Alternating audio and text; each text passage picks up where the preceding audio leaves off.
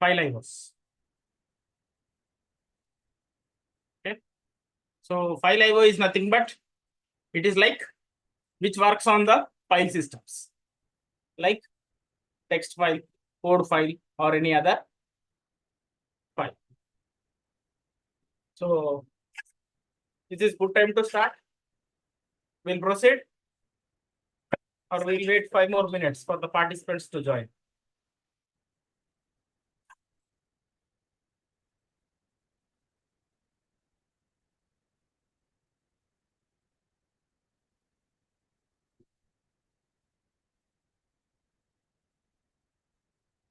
Blackbucks, should we proceed further, or we'll wait for 5 more minutes?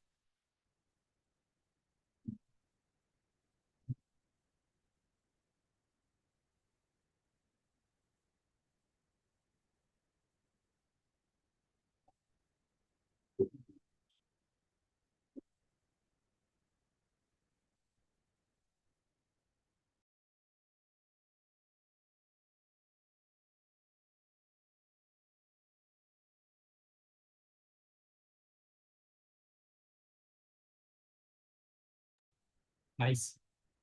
Good. We will go to start. Next is Python file labels. Till yesterday, what we have covered? Day before yesterday, we have started about Python. Okay. Python data types. Yesterday, we have started about Python decision making and Python looping statements. And Python control statements like break, pass.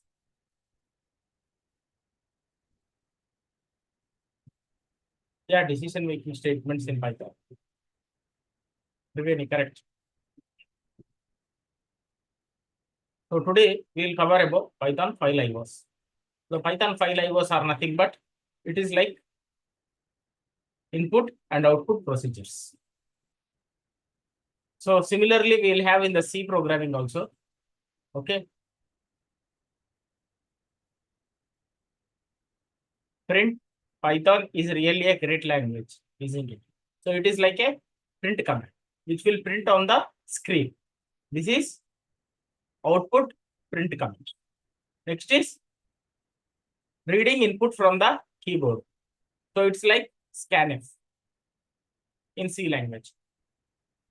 str equal to input, enter your input.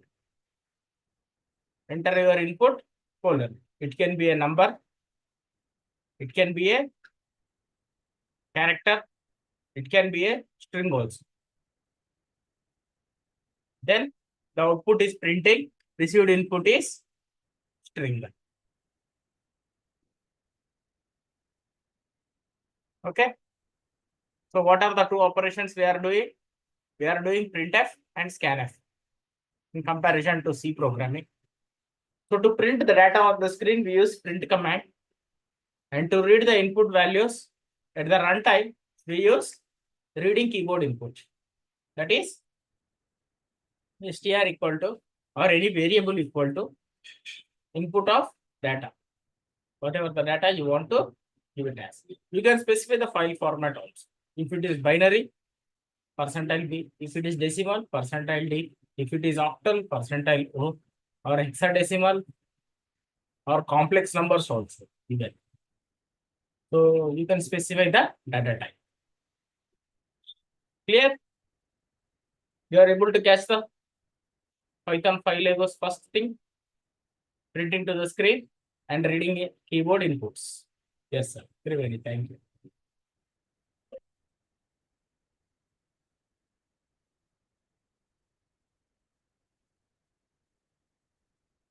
So to mention about files, okay. So we have different modes of operations on the files. And what is the description? We'll see from this slide in the table. Mode R stands for read only. RB stands for read only in binary format. Okay. So whatever the value you give to the file, I have a file. Okay. Something like hello world or hello Python, hello embedded systems. All these 3 lines are there in my file. So what it will do, if I'm giving RB it will read in the binary format. It will convert the characters in the binary. Okay, next R plus opens the file both reading and writing. It will have read and write permissions. R plus means. Next is RB plus. RB plus will open a file for reading and writing in binary format. So this is little bit typical for human readability. Okay. So if we have some binary kind of computation or code kind of computation, some test inputs we have to give in the code, then it is binary format is well and good. If at all you want to go for some literature or some commands, you need to use R plus only. That is read only, read and write mode only. If you want to go for binary or you want to pass some test vectors, like in the binary format 100000111111 like that patterns, then you have to use RB and RB plus. Okay. Next is W. W is write only. So I can open the file only for writing. Next is RWB, sorry, write only in binary format. I can open the file for writing binary values into the file. W plus opens the file for both writing and reading. Now you need to compare what should be used for generic purpose and what should be used for binary purpose. RB plus, WB. These commands should be used only for binary formats. Remaining all you can use it for regular file systems or regular file texts. Clear? Either it can be a code file or a text file, any file. Clear so far, everyone? The first slide of modes and description. Triveni, Tadepalli, Gudem. Yes, sir. Next is W plus B. Both writing and reading in binary form. So we are opening the file for both writing and reading in binary format. A is used to append the data to the existing file. AB opens the file for appending in binary form. Wherever we see B, it is binary. Wherever we see R, RP, W, WB, A, AB, those are for generic file formats and B is for binary. A plus will open the file for both appending and reading the data. So from the file, we append the data and we can read the data what is appended in the file. A plus. And AB plus is used to append the data and read the data in binary format. AB plus. Next. Opening and closing of files. So what we do in Windows? Okay. In Windows, what we do? We double click on the file. In Linux, what we do? To open a file, we use gedit, gvim, vim, vi, nano, or any other file editor operations.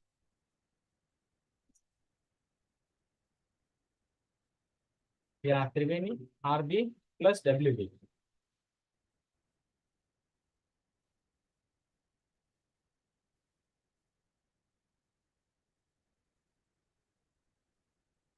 Yes, yes. So here, after reading only, you can write in the binary format. There will be a slight difference, but not much. That means the file pointer will be at the beginning of the file. In the WP, the file pointer will be at the end of the file for overwriting the data.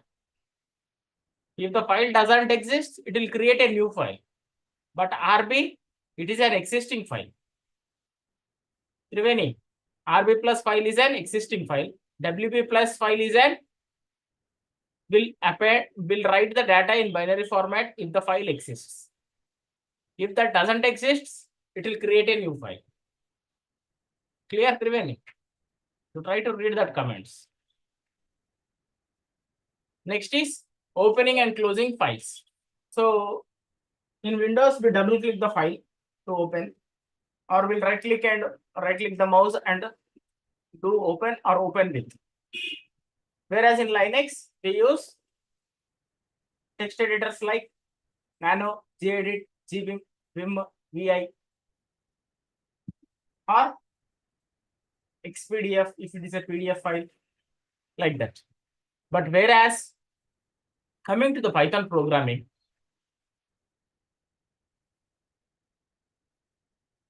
I am doing some computation.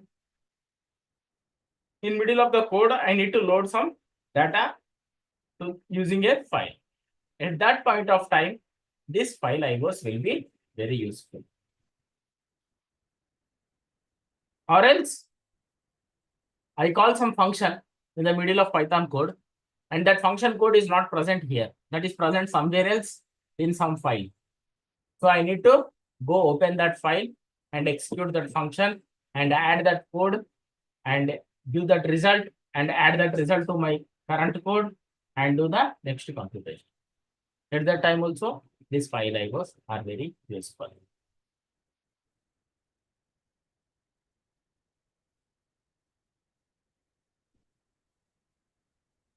In Python coding, to read or write anything to the file, you need to use built-in operations like open function. This thing.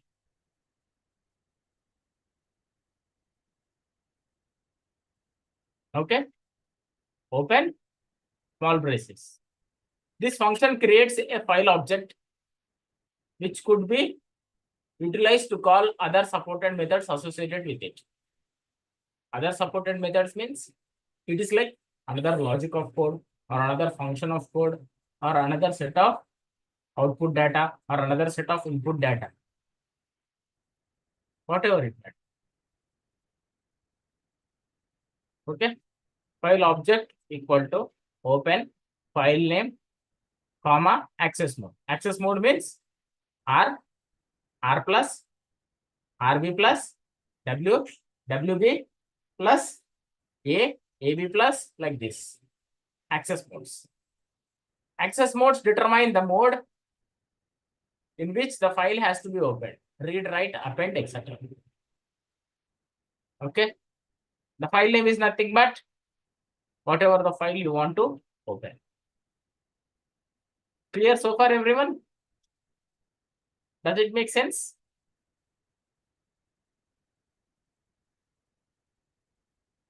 Yes, sir. Triveni. Thank you. So here is an example.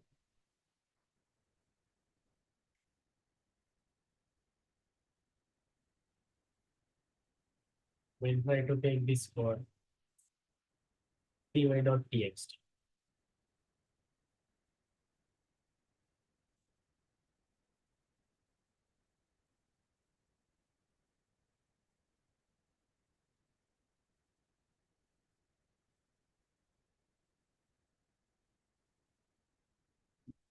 See, my life is full of Linux servers. Sorry, this is not that server. We are working on Python.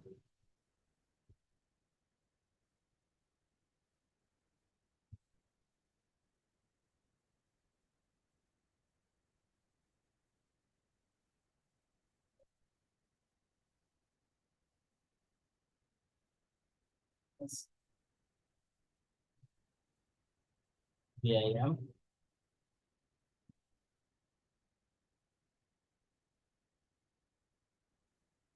Five dot five. insert mode. I'll click it. Click here. Okay. So what is the content in the file? We need to create a file, py.txt. So let us see whether py.txt is existing or not. If that is existing, it will open. If that is not existing, will it create or not? We'll check it. Okay. Create not plus x.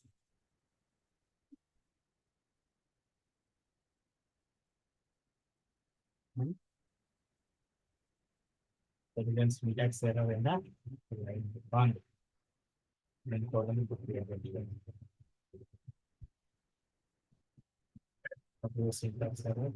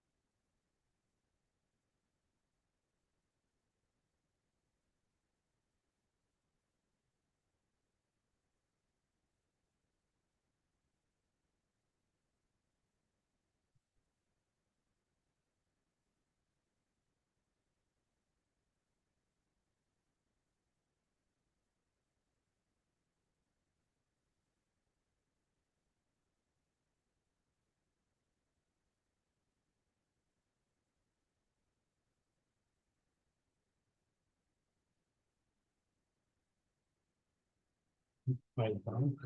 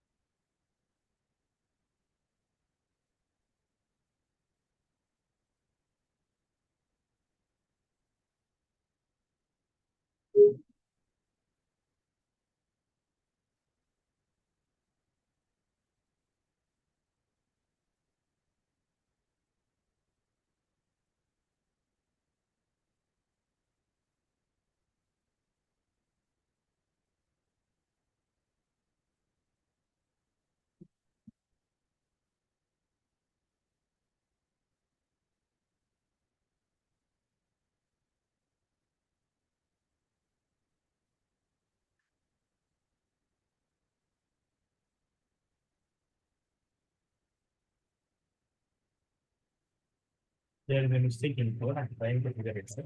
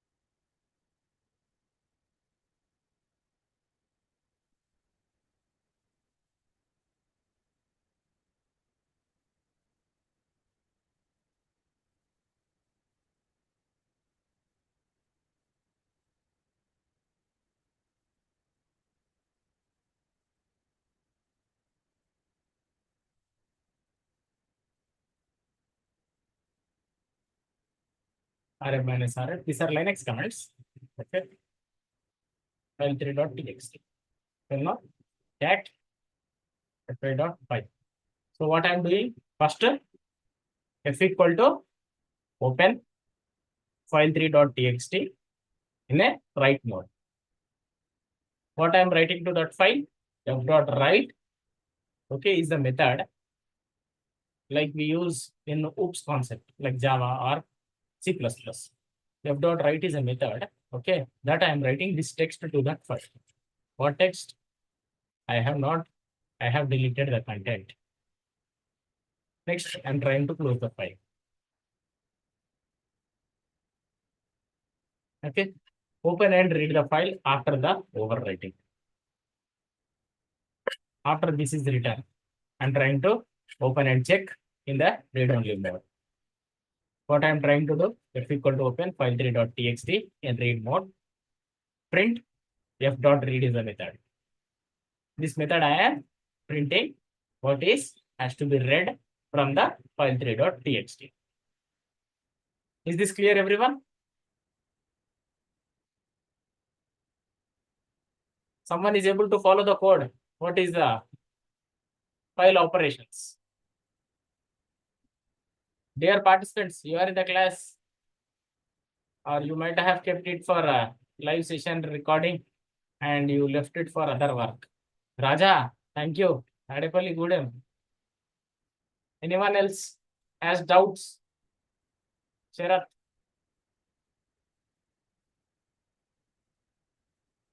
Jyoti? No doubts, sir. Syed Masood. For the first time I am seeing your name in the chat. Anyone else?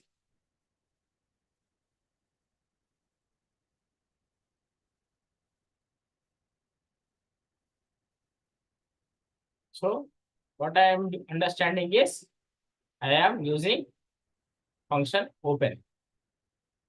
Using this, I am trying to illustrate an example. Function open. And here function open. And here function close. And function write. And function read. So all the three functions has come in single code. So when I am trying to compile this or run this code, what is happening? Just please observe. So there is no file3.txt. When I compile it or run the code, it will create a file3.txt. So initially when I ran it, it get created, but I have deleted that file. So to cross check whether the file is there or not, let us put ls command. Is that file is there, file3.txt? No. So once we run the code, it creates file3.txt. And what is the content in the file3.txt? Oops, I have deleted the content. So now text the ls file3.txt. So to check what is the content in the file using Linux commands, file3.txt. Oops, I have deleted the content. This is the notes I have written in my file. Is this clear, everyone? Is everyone able to follow? Yes, thank you. Teja, thank you.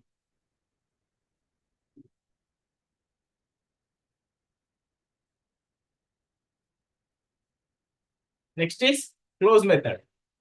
So the close method is a file object flushes any unwritten information and close the file object, after which no more writing can be done.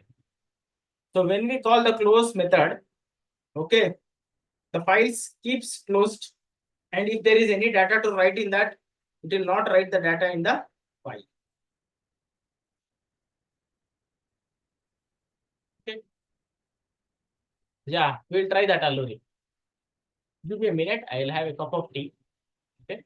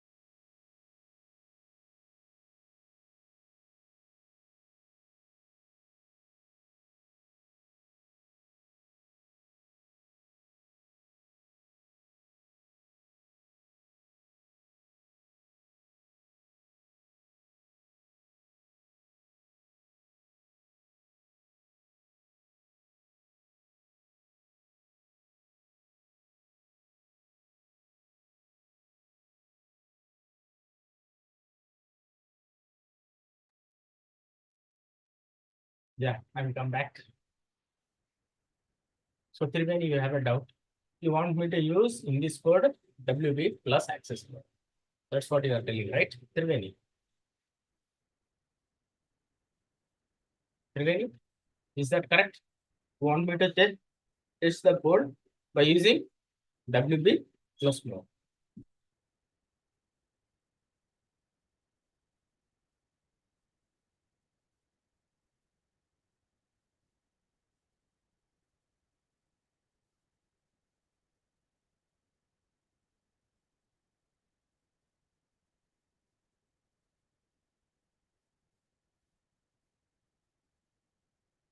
Okay.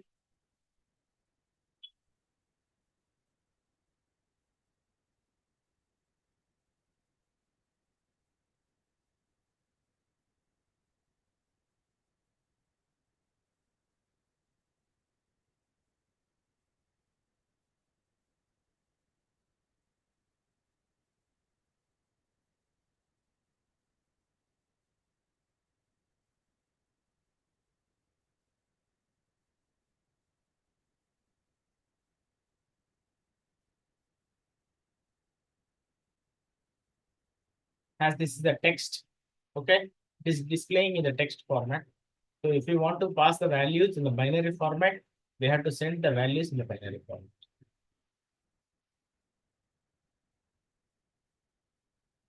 So mostly in the real time, we use, okay, calling a function in another file code that will be allowed mostly. So what we do is we'll write a set of computation code, okay, and we have some sensor data in another file, okay. So that is raw data and sensor values. So whenever we require to display it on some web UI or mobile Android app or iOS app, we call the function, okay, to read the data from that file. So it will read the data from that file, which is the recent one. So the sensors will continuously send the data to the microcontroller. So we have a huge amount of database. Okay, that the database has files stored in CSV format. We can read the data in CSV format or Excel format or table format. So I'm not good at database. Okay, so that is some uh, Oracle database. So I'm not good at that. I'm not aware about the commands. So, but wherever the database file is stored, that file we will read in the form of read-only mode or write-only mode. So write-only mode we don't prefer. Basically, the sensor data gets corrupted. So basically, we will use read-only. Okay. So you please try to explore how to use WB, RB binaries. Okay. So I'm not practically exercised how to use binary files. Okay. So in VLSA Verilog, I am familiar about how to use binary files. That using test bench. Okay, in Verilog. So here in Python, we never use about binary files. We use only the CSV files, mostly, maximum, 100%. So we write some Python code. That Python code is runs in the Raspberry Pi or BeagleBone Black. So these two boards I am familiar. So in Raspberry Pi, we'll run some Python code to fetch the data of sensors, which is stored in the database. The recent file or the recent data will read only code. Okay. So next we'll go into the concept close method. So close method is used to close the data, and when the close method is called, whatever the data has to be written, we'll stop writing it to the file. Okay, the syntax is file object dot close. That is f dot close small braces, then semicolon. That will terminate the file to close. The same way we have seen in this example.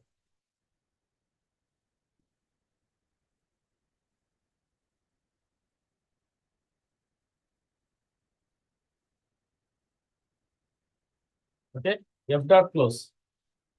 So that means If I want to add,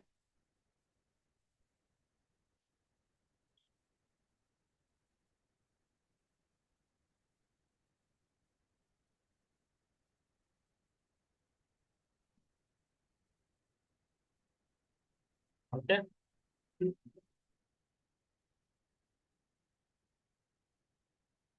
f dot right.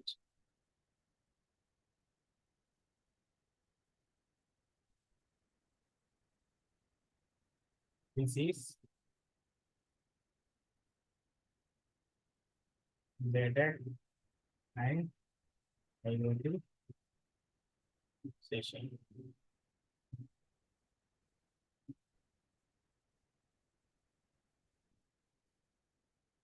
Okay, now I'll try to close. So let's check whether this data is added to the file or not.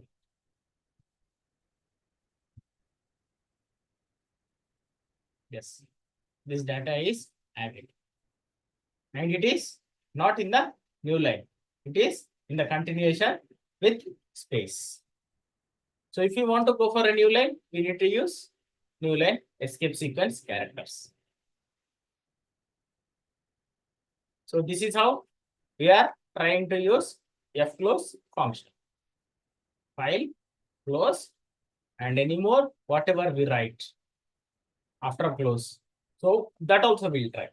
Okay.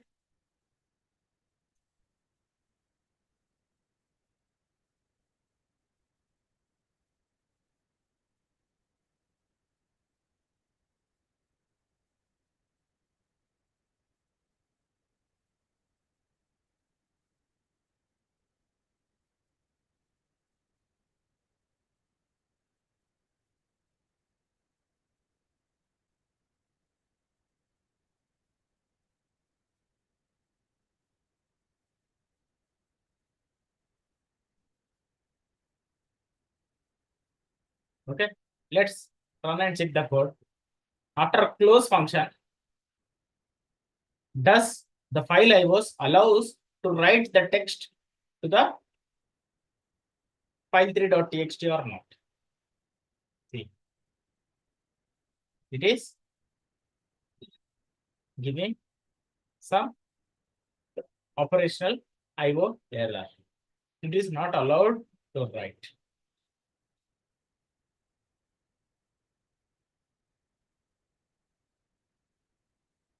Clear?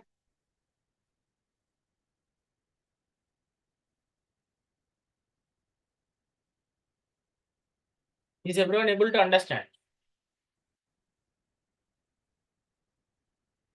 After calling the function f.close, it is not allowing us to write some text to the file dot write method.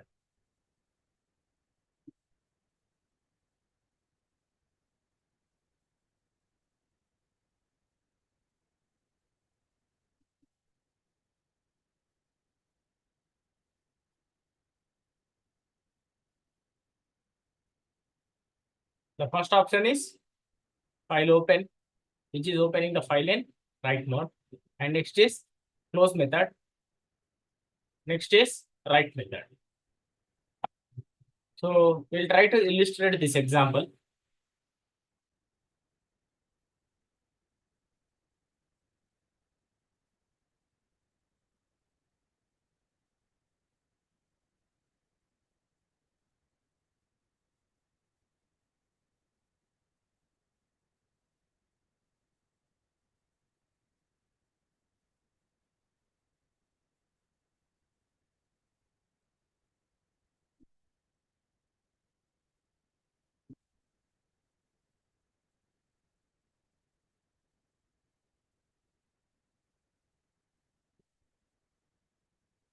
I'm creating another tab.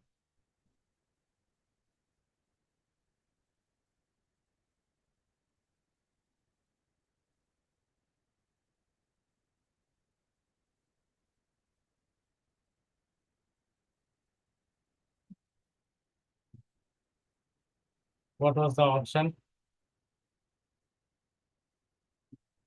Okay.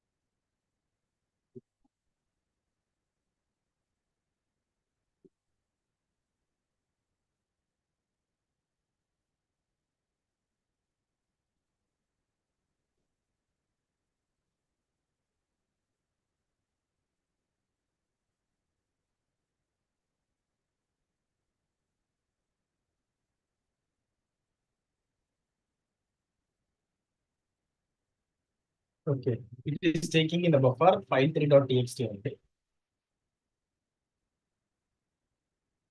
Cat the file txt. So it has added the content write method in the new line character. Yeah, it's great. So we are using the escape sequence character new line in the previous example. Python is a great language. Till here it will come in one line. And in the new line it will come. Yeah, it's great language. And it will go to the new line. And it will go for the file close operation. Are you able to catch? Did you understand? Participants, students, seems to be class very boring, but these are very important when you go for instantiation of your files or codes in different modules of codes. Yes. Series Veda. For the first time, I'm seeing your name and the chat window. Okay. Next is read method. So already we have done the read method. So we'll try to use this method, especially. Okay. str equal to f of read of 10 characters from the foo.txt.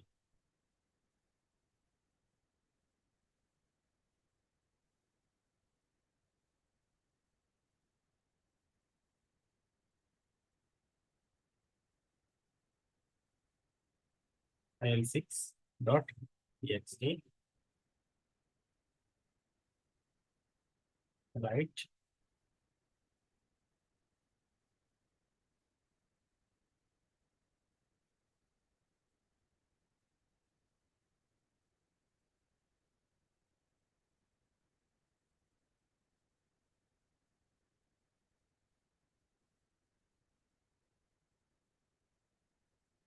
It is giving a error.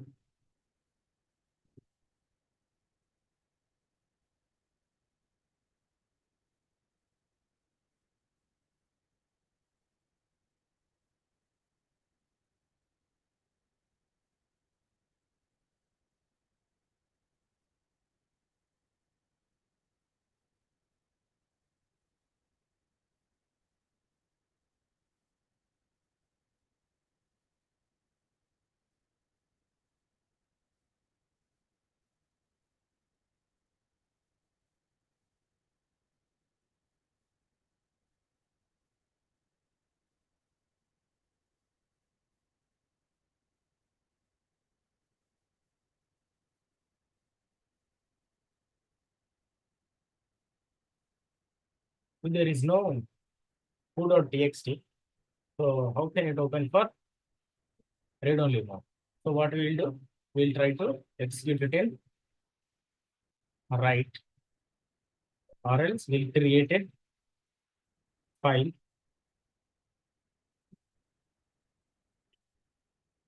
am foo.txt. Okay, insert,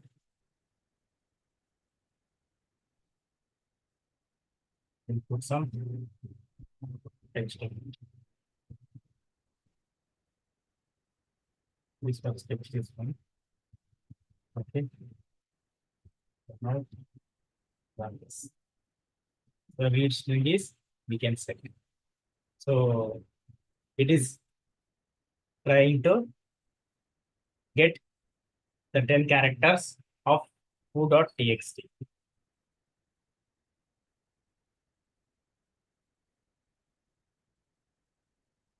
What is the output?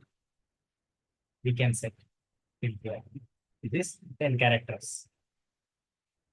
So place 1 plus 3 plus 1 plus 3. That is 10 characters. It has read in the first line. If we give 100, that also it is more than characters are more than 100. So let's try for 100.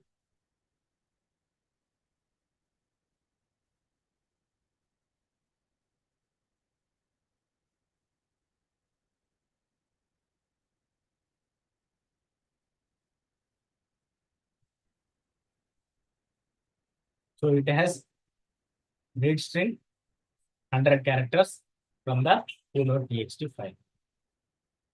So what is the example illustration is read method. So we can read the data using read-only mode, whatever the characters we want to read from the data. Similarly, we will be using, we have the database file like this. This will have the sensor values in the CSV file format. CSV file format means for each and every data, there will be one tab space and sensor value, which looks like table format, like Excel file. So that I want to read the recent last 10 lines. Okay, then we'll put $last lines. Then it will print the last sensor value. Or even we can write the first sensor value. Even we can write the CSV matrix, how many lines, how many, we can read it like a list or a tuple also. Some series of data, values of temperature sensor or humidity sensor, that also we can read from the CSV. And f.close method is used to close the file. Okay. Is it clear, everyone? Everyone able to understand what are the methods we have covered so far?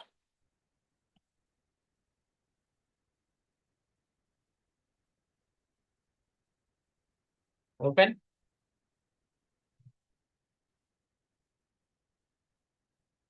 Right. Close. Read. 4 methods we have covered. Close also. Open also. The first example is open. Remaining. So when there is a no file, okay, so open will create a file and write the data to the text. But write will do only for the existing file. And close will close the data addition to the file. Read will read the data from the existing file, but that doesn't create a new file. Okay, clear so far, everyone? Understood?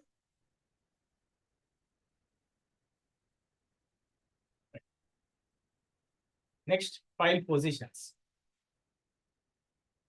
Tell method tells you the current position within the file. So I have told you, okay, so I have a CSV file. So CSV file looks like this.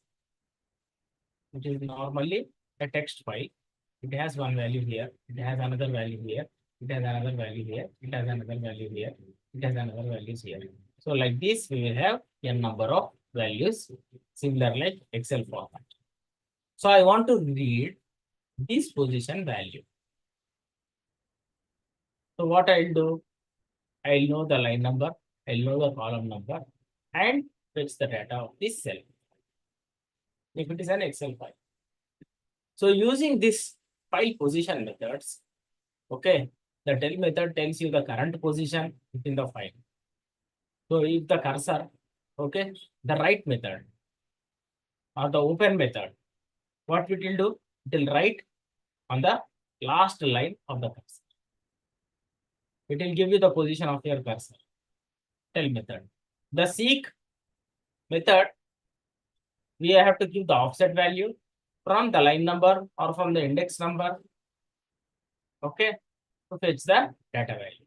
If I want to fetch the value from here, offset value, and from which cell we need to give that value. Okay, the offset argument indicates that the number of bytes to be moved. Number of bytes means it is in the size. The from argument specifies the reference position from where the bytes are to be moved. If from is set to 0, it means using the beginning of the file. So if we set the from value to 0, Okay, it will read the data from beginning of the file. If one means using the current position as the reference position. So the current position is here, suppose example, the cursor position. Okay, it will give the from value here. If it is set to, then the end of the file would be taken as the reference position. If it is set to 2, it will give you the end of the file. Once the complete file is loaded. Okay, you understood the seek method. The offset value is the indicates the number of bytes. How much amount of data it has to load. Either it is read or write or append, any kind of operation. If it is 0, the from value, it will indicate the beginning of the file. If it is 2, end of the file. If it is 1, wherever the cursor is in the file, it will indicate the current position of the cursor in the file. Clear so far, everyone?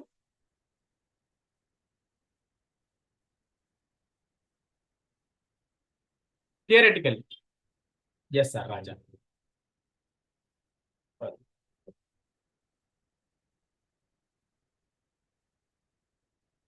So using this example, we'll open a file, foo.txt. We'll read 10 characters. Okay. And what is the current position of our cursor? The position will be placed here. Okay. And we will seek the position 0 bytes from the starting of the file. And what will happen? We'll understand from this example.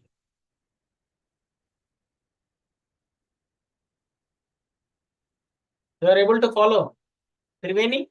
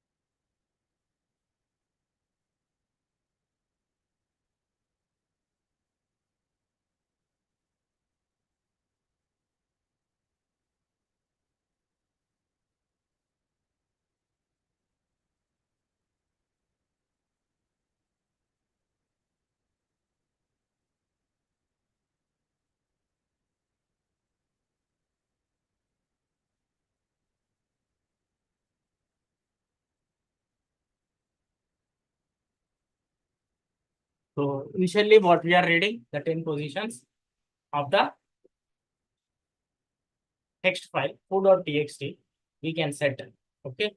The current file position is 10th place. After reading the 10 characters, okay, the current position of the file position is 10th character place. Again, read string is we can set. It has set to the initial position of the cursor of the file.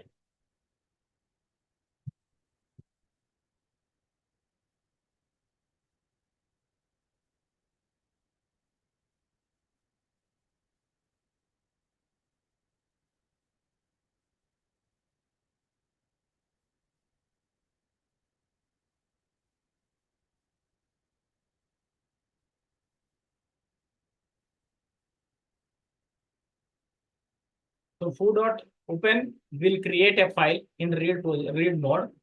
Okay. str equal to foo dot read. So is everyone able to see the code?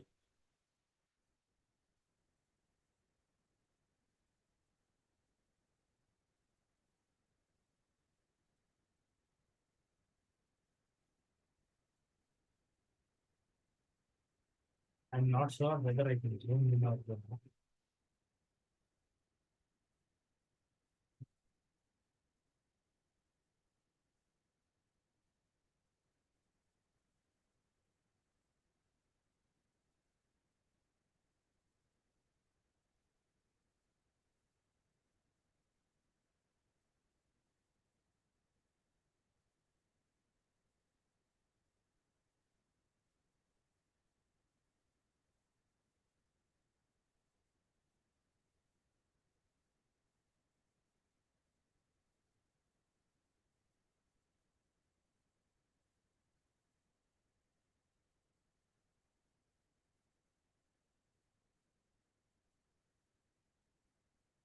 So the code is visible, right?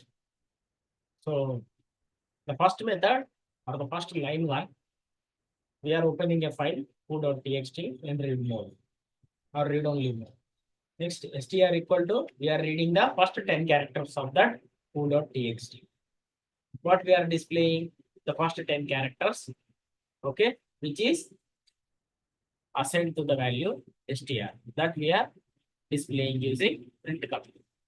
Next is, what is the position? Where is the current position of the cursor? It is in the 10th position. The 10th position is displayed here. Next, we are resetting the position to 0, 0. 0 means 0 bytes of data. Okay. And next is from the 0th position of the file. What we are asking? We are asking to print 10 characters. Again, it is printing 10 characters of the first file and close. If we set it to 1, what will happen? Let's see.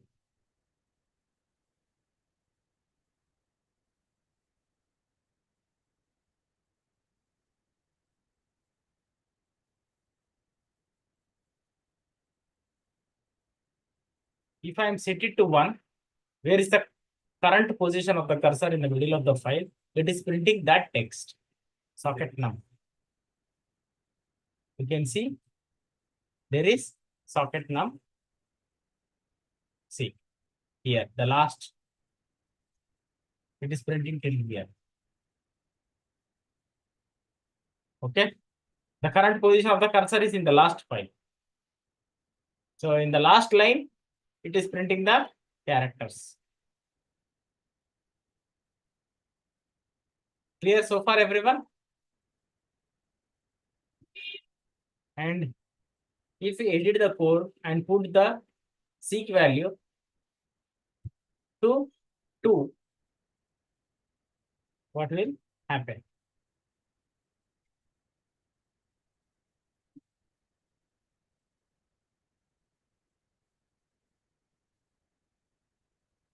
So it has to use the last position of the cursor.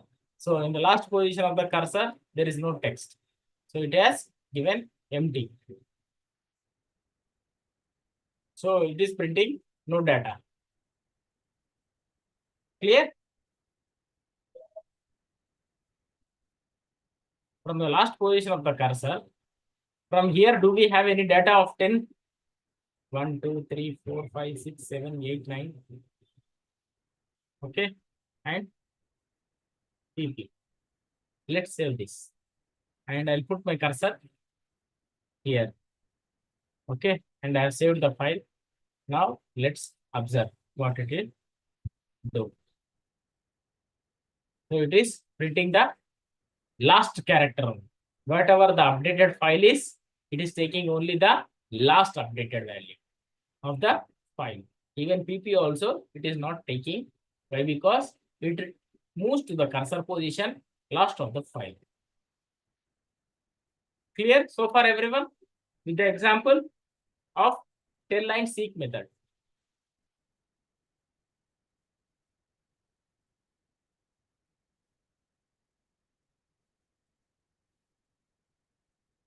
Yes, sir. Next is dictionaries in Python. So dictionary object we know. Dictionary will have key value pairing methods. Okay. So how we will work the dictionary data type on file IO methods. So the syntax is OS dot rename, current file name, new file. So if I want to, in some situation I remember, okay, I have two CSV files. Okay, the first CSV file in the database got corrupted somehow reason. I don't know what is the reason. Okay, so what I try to do is I rename the file using this function os dot rename. So for this, we need to import a package called OS. Once we import this, okay, we can rename the any file. This is the current file name and this is the next file name. So whatever the data in this file has come to this file, so that I am able to use my data safely. Even the file got corrupted in the database. Okay.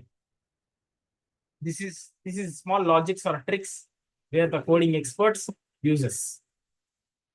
Okay. So when I am seeing these examples, I am getting into my real time. So let us explore this example. We will create file one dot which text one dot txt and text two dot txt. We edit text one dot txt and text two dot txt.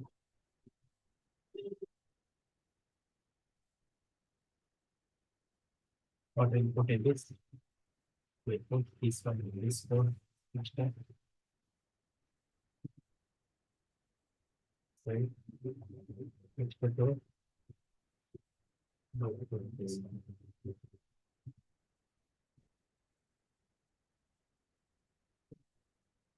The file is saved. And next, I want to open a code file. Gedit 254 dot type. What I'll do, I'll write my code.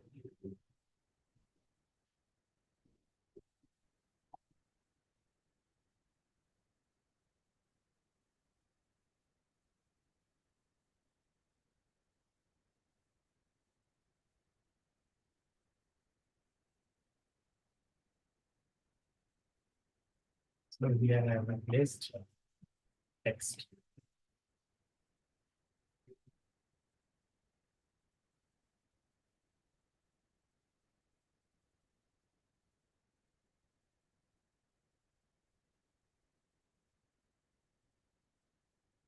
Okay, I'm saving it.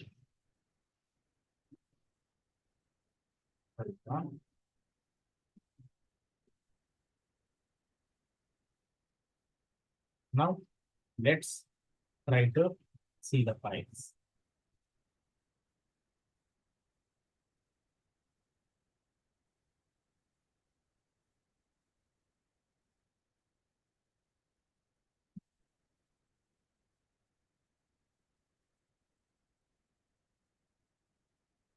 Did it rename or it keeps the same?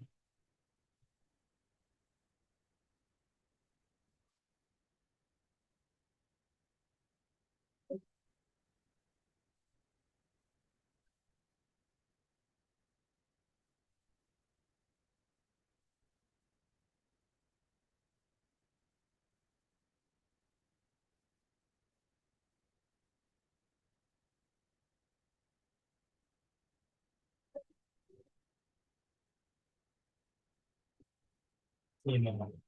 Well, because it got created, it got changed, so it is asking same change anyway.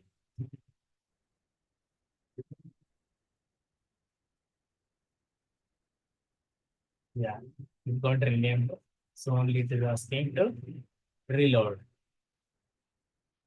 See, text 1, the data got changed to text 2. Clear? How to rename the files using import OS method. So this data is called dictionary using OS rename method. This is a different type of method where we call the operating system functions for renaming or for editing or for opening or closing the files. Okay, that is on the files, that is file f dot, and this is on the OS. We will use OS dot. Okay, like this we will explore few more examples. This is rename method. Next is remove, mkdir, chdir. Chdir is for change directory. Get cwd. Cwd is nothing but current working directory. So OS remove file. So we have created one file. Okay, we want to remove that file. What we will do? os.remove file. And if you want to create a directory, okay, os mkdir. So usually in Linux we'll use mkdir. Sorry, excuse, to create a new folder. But whereas using the Python, os mkdir new directory. Next is chdir, change directory. It will change to the new directory. And next is get cwd, the current working directory. So you want to know where you are working. So you want to know just the present working directory. What we'll do? We'll do pwd. The same thing using OS method. Okay, OS dot get cwd. This will represent you the present working directory. So let us see if there is an example of that. So there is no example. So this much we'll understand from here. Okay, this is about dictionary on OS methods. Next is functions. So as we have the functions in every programming language, we call functions in a function or code in a function or any kind of operation in a function. So already using functions, we have written a calculator. Okay, the same calculator code we have done using this functions operations. The syntax looks like this. So to initialize a function, okay, we'll use the keyword called def. That is nothing but definition of the function name and its parameters. Next, the lines about function. Next is return expression. Return expression can be true or false, or any string also, or any character also. Whatever the data types we use, that return type follows. Clear? What is the syntax of functions and what are the OS methods we are using and what are the file IO methods we are using? Hope everyone is sleeping in the session or mute in the session. Understood? Participants. Vinay, Srilata, Hemant, Tadepalli Gudem, Sri Sveta. Thank you. Yashwant, Joshna, Devi Sri Chandan.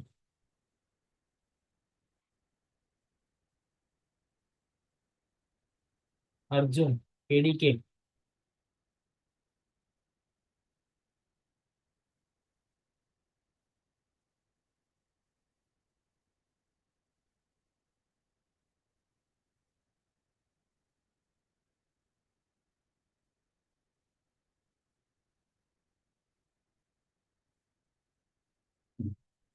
Next. Calling a function. So definition, I am trying to give the definition of the function. And here is my list. This changes a passed list into this function. Expression. So what is my list? Append 1, 2, 3, 4 to my list. Print values inside the function, my list, return. Okay. So the existing list is 10, 20, 30. And what will be the list of values? 10, 20, 30, 1, 2, 3, 4. This has to come the output. This is the function. Okay. Definition. That is changed. And what we are changing? My list. Here we are calling the function my list. To this list, we are appending the data 1, 2, 3. And if we print the values of my list, 10, 20, 30, 1, 2, 3, 4 has to come. I'll share you this code. You people can run this code and share me the output. Similarly, okay, this is an example of appending data to a list using function. And here is an assignment question. Using same function,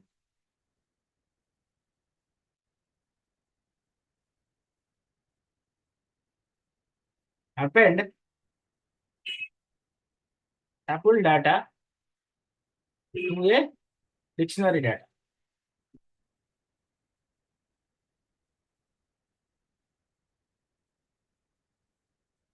Hope everyone got the example. So I'll share you the slides. You take this piece of code and understand, run this function. Okay, what will happen? It will initialize the function mylist. Okay, what is mylist? Append the data. Mylist has the values of list 10, 20, 30. And what data has to be appended? 1, 2, 3, 4 has to be appended to my original existing list.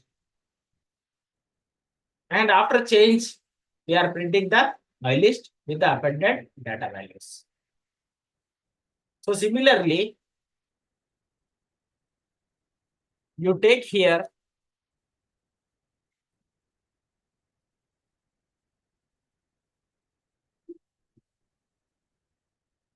tuple. This is your original tuple initially. So in function, you are calling or appending the data of dictionary.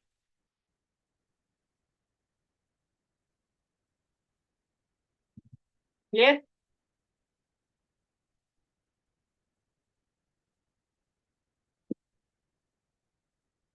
Is everyone able to understand the data or how to write the functions code and how to call the function and how to initialize a function? Is this clear example? Someone please reply whether you understood or not. If you are not understood, I will repeat the example to try to explain you more clearly.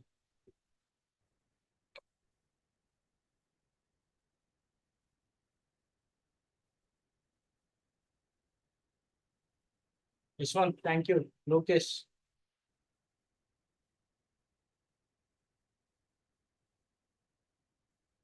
Understood, sir. Devi Sri. Jyoti Reddy. Repeat it, sir. So we are understanding the example of a function. Okay. This is my definition of the function. And this is my function name.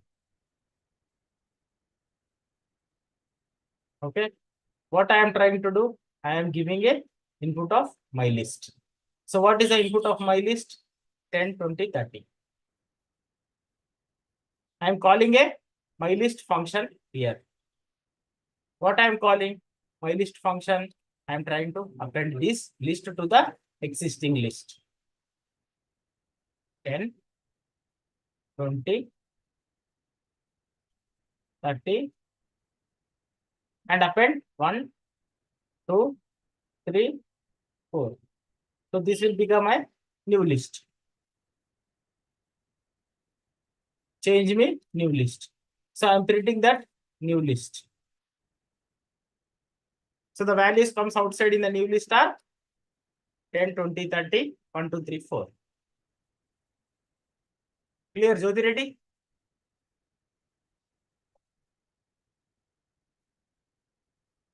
Focus.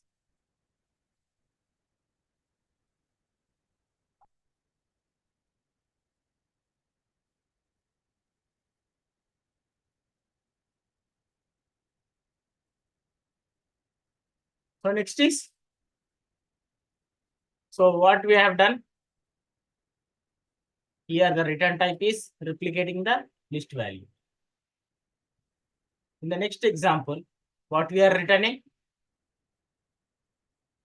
Returning the addition of two arguments or the two variables data value. That should be the integer floating value. So what I am defining the function sum.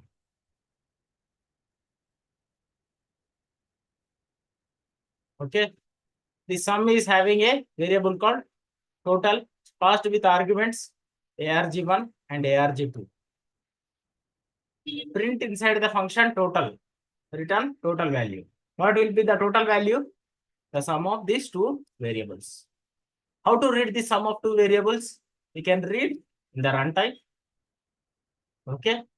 Or we can assign the values here itself.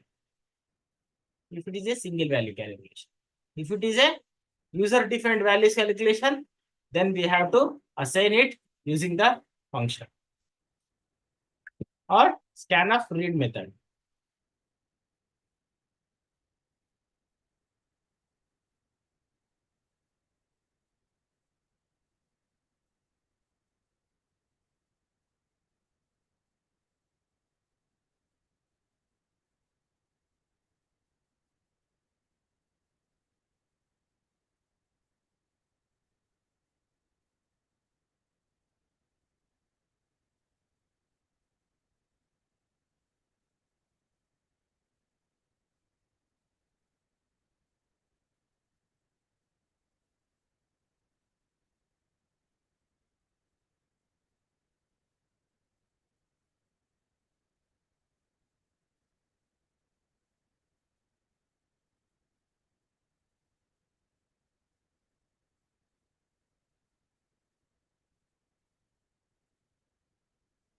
So what I am trying to do?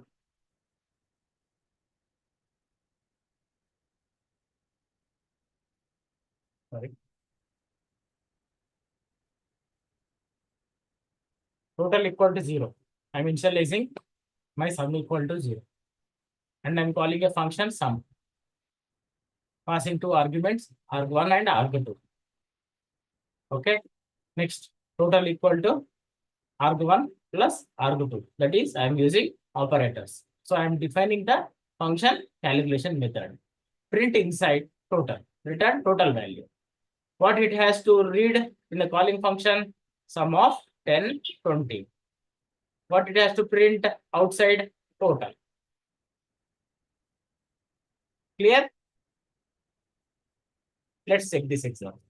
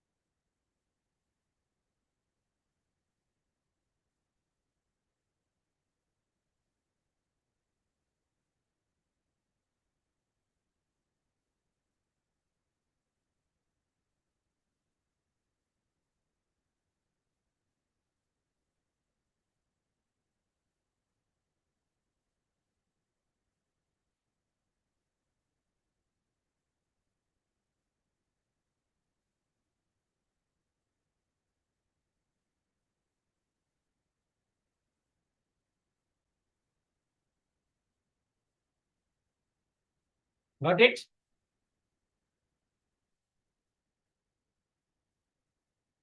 The sum inside the function is 30 and outside the function is 0. The calling function is passing the values 10, 20 to arg1 and arg2. Okay. Now the calling function has outside 0 value. And inside function, it is calculating the data arg1 plus arg2. That combines together 10 plus 20 equal to 30. Okay. Is this clear? How we should apply the return type to a function?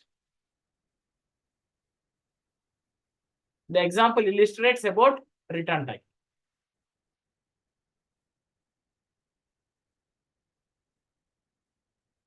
That is, and also here we are giving the global declaration and local variables. So the global declaration is total equal to 0. So only the outside value total equal to 0. So if you see the indentation, okay, the total value outside is 0. And inside value, we are calling a function. This calling function is terminated here. This 10 and 20 values are passed to arg1 and arg2. And print inside total equal to 30.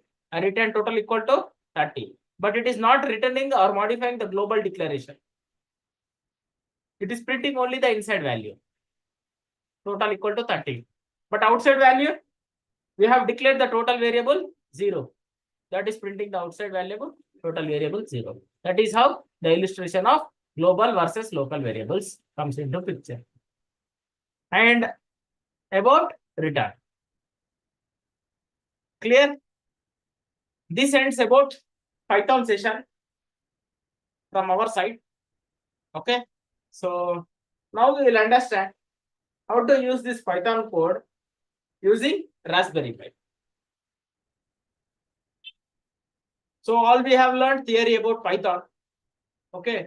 So now we will apply these Python skills on Raspberry Pi board. The first program we will learn about Raspberry Pi is blinking LED. That is nothing but initially when we are learning a Python, we have print hello world. So when we want to learn Raspberry Pi, the initial program is to blink LED. So what are the requirements? We need working Raspberry Pi board. And next is breadboard. And some jumper wires. And one glowing LED. And a small resistor, which is less than or equal to 1 kilo ohms. And next is multimeter. It is not mandatory.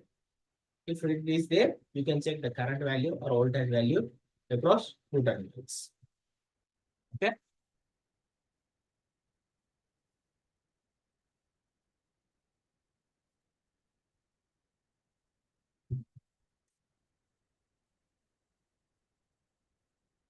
Any question about this?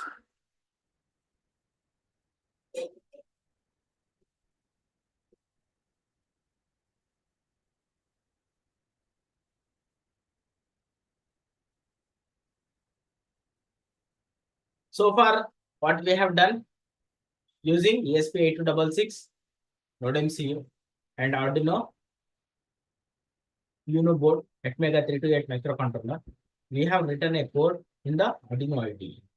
But whereas we don't have any IDE for Raspberry Pi to glow the LED. So what we need to do? We need to write the code on the Raspberry Pi Linux operating system.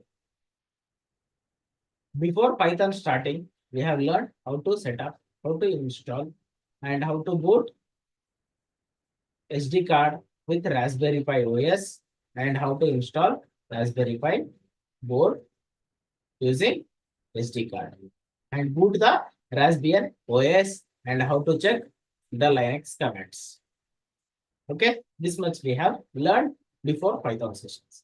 Now, after learning Python, okay, and learning some Linux commands, we have come to program Raspberry Pi board. Is this clear, everyone? The step-by-step procedure of learning. Initially, we have learned embedded systems, IoT theory. And next, using embedded systems, we have learned microcontroller at Mega 328 micro. Arduino Uno board. That is for embedded systems. And we have interfaced LEDs and different sensors.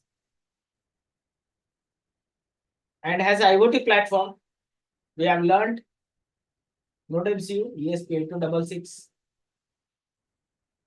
and interfaced LED and interfaced sensors.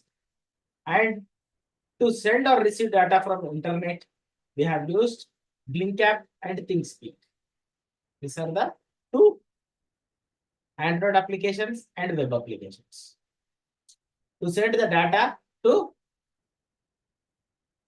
internet or receive the data from internet, we have used Node MCU ESP8266. From there, we have controlled or we have displayed the values of temperature sensor and controlled the blinking of LED. And the next, the advancement or the high level, we are learning about IoT, that is Raspberry Pi. For learning a Raspberry Pi, we have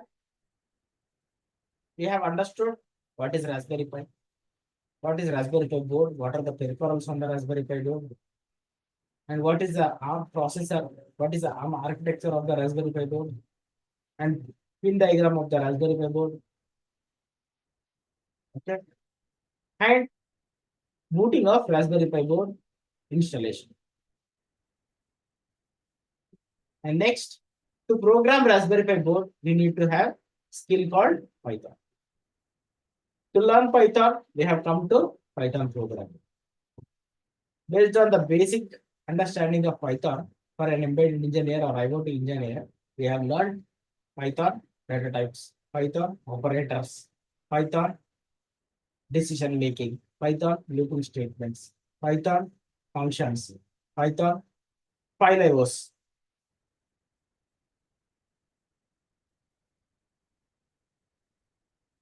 Is my voice clear, everyone? Yes, sir. Thank you. Next is in Python, we have completed about operating system IOs and direct control statements. And now we are into the Raspberry Pi programming. The first Raspberry Pi programming is LED blinking. For this, what are our requirements? We need Raspberry Pi board.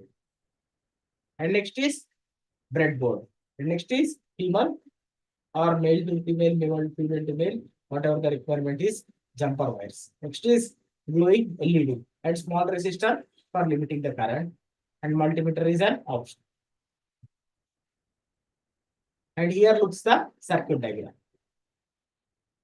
Once after booting the Raspberry Pi board, okay, I made a circuit diagram to connect Raspberry Pi. So the ground pin is connected to the ground pin. Okay, I'll mention here.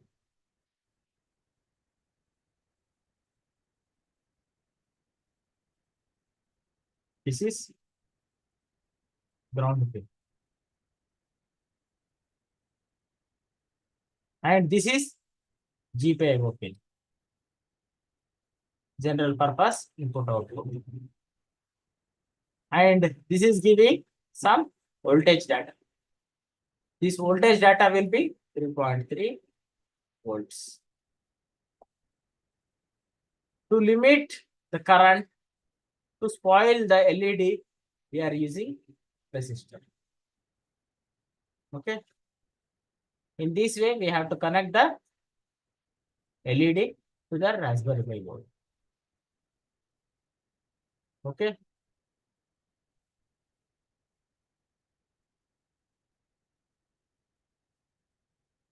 The task is to let the LED blink in a rhythm of 1 second. That is, continuously it will blink for every 1 second. Once you set up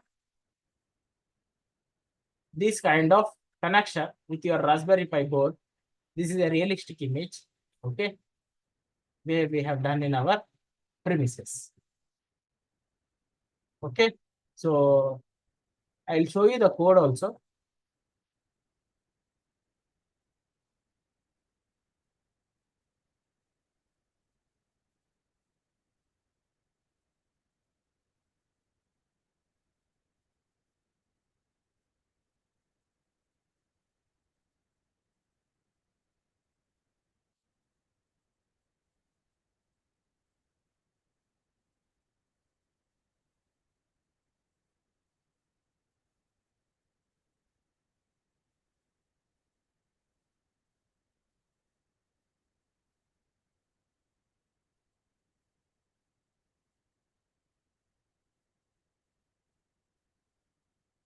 Okay, so this is the piece of LED blinking code.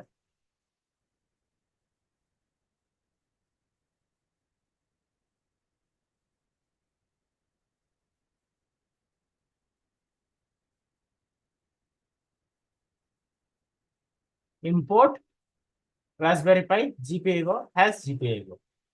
So we are initializing this GPIO ports.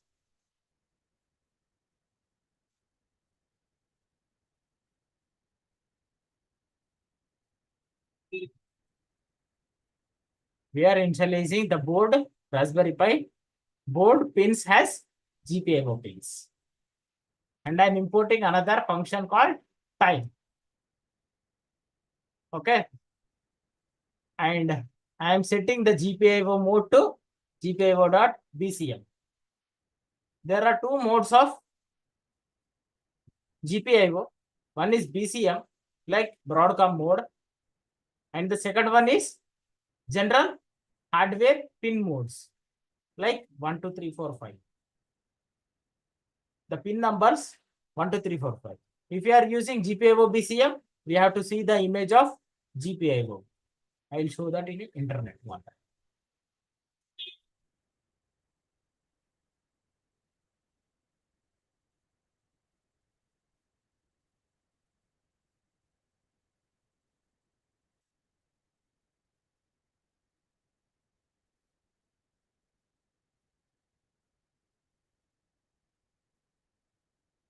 So you see, if we are declaring the BCM mode, we have to count the GPIO pins.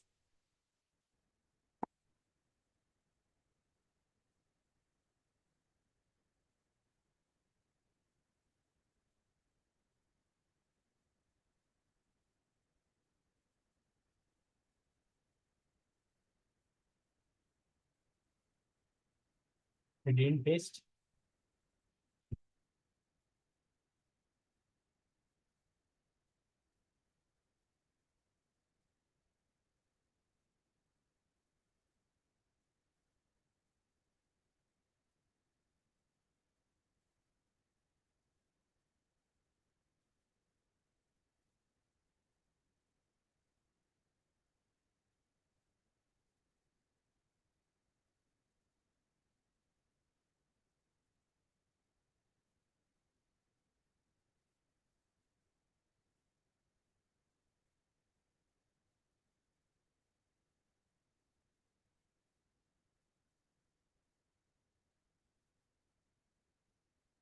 Okay.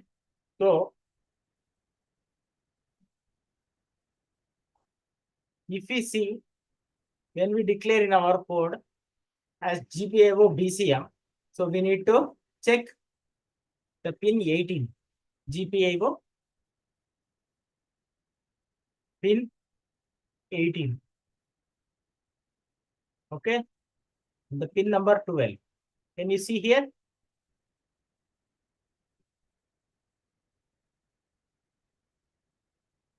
GPIO 18, I have declared as LED output. I'm connecting my LED positive terminal to the GPIO 18 pin. And print LED on.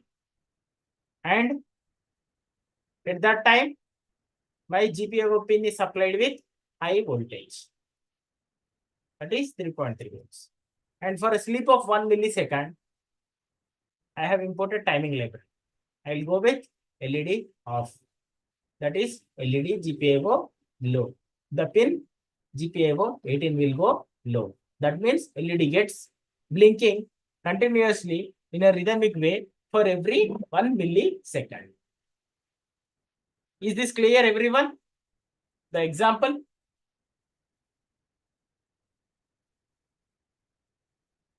Sushmita, thank you. Any more clarifications needed on the coding or the GPIO pins or the connection with the LED?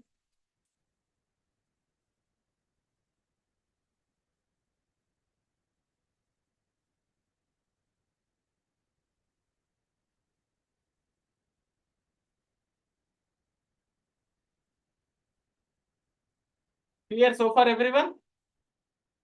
Understood the concept of coding? Raja, yes, sir. Thank you. Had a particular, yes.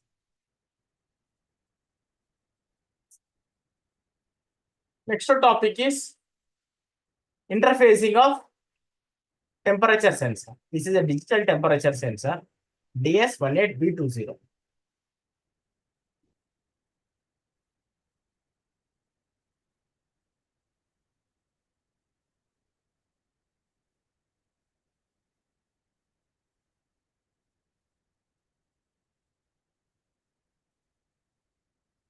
There is no attendance link. Why you people are asking? Topics. Today topics we have covered about Python file IOs. Okay. Python functions.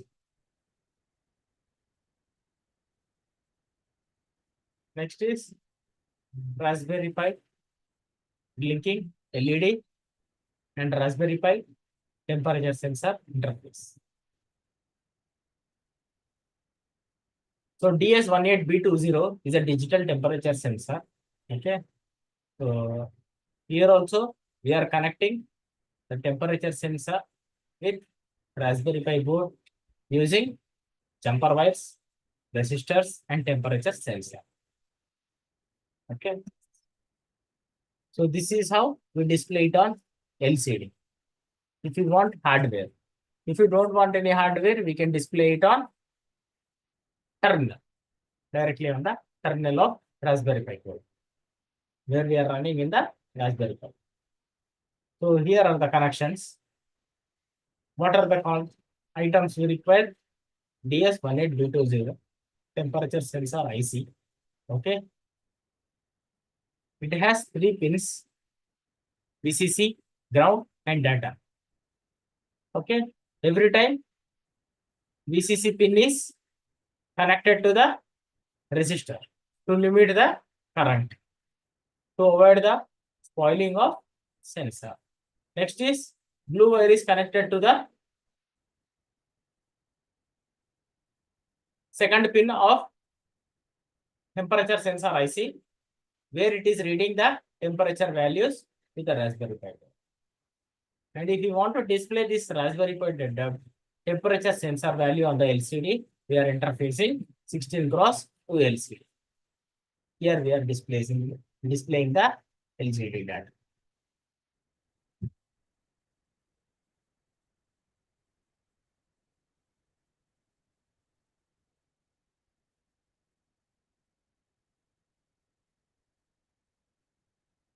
To interface temperature sensor, we need to use a concept called one-wire interface. Similarly, two-wire interface. Two-wire interface is nothing but I2C, and one-wire interface is nothing but one-wire interface. So one-wire interface is only the data pin, that is digital temperature sensor. To do that, we need to go to this file, boot config.txt. We have to enable one-wire GPIO. DT overlay one-wire GPIO. This will enable GPIO with one-wire interface protocol. Once after that enabled, we need to reboot the Raspberry Pi board with the OS to apply the drivers in the Linux about one-wire interface. Next, relog in into the Pi, Raspberry Pi, and type the command modprobe. Modprobe is nothing but to update device drivers. Next is modprobe read on the one wire the thermal temperature sensor. That means it will read the address of the temperature sensor which is connected on the one wire interface. That is nothing but the GPIO pin. At last, all the GPIO pins has multiple operations. You see, each and every GPIO pin has multiple special functions.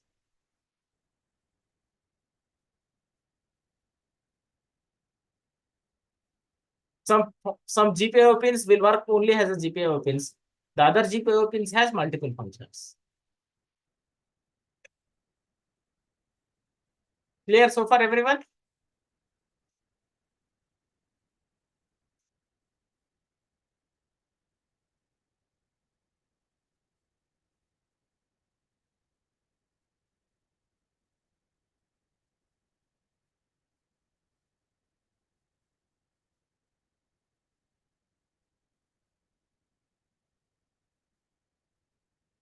How to move this up? Different. Next, once after updating the device drivers of the thermal sensor, that is temperature sensor, we will get the address. That address we have to check in these directories. And using this address, we have to write the code in Python, Raspberry Pi. Okay, that code looks like this.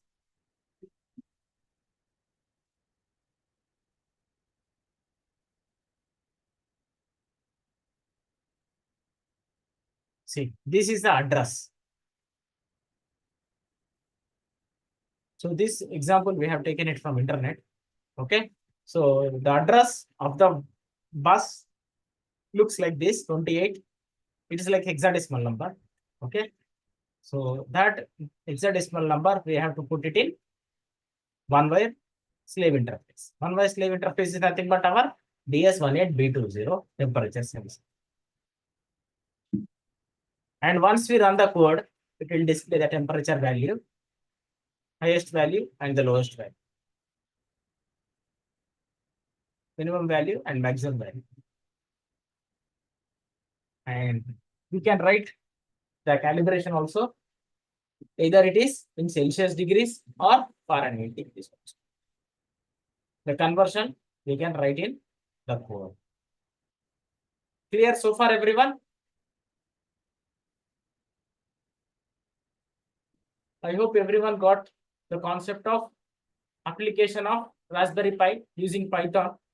Okay, and applying the Python codes for interfacing LED and DS18B20 temperature sensor. Is this clear, everyone? Participants, please understand what I am speaking. Are you able to follow the class?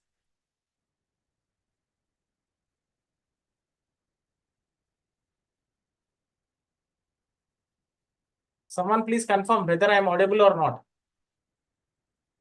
Yes, sir. Understood. Topics.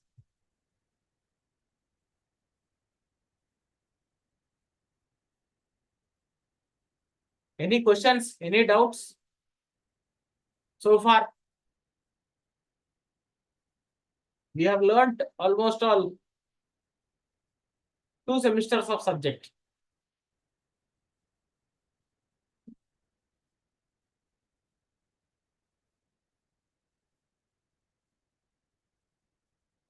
In engineering, we have learned almost all 2 semesters of subject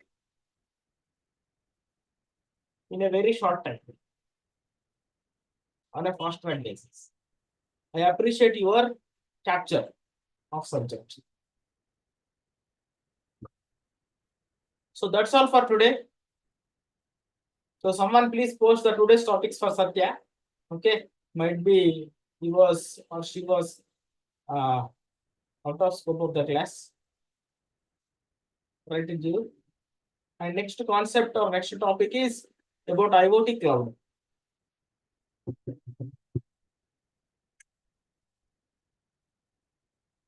Okay, Utej. Satya, next topic, IoT cloud.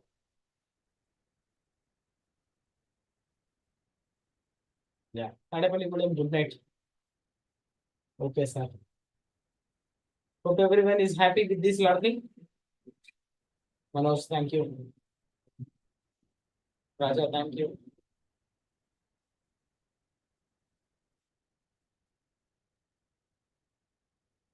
Sharat Chandra,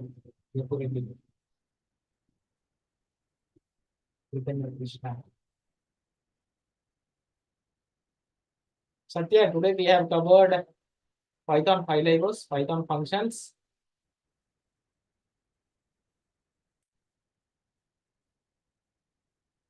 Okay, and Python OS method.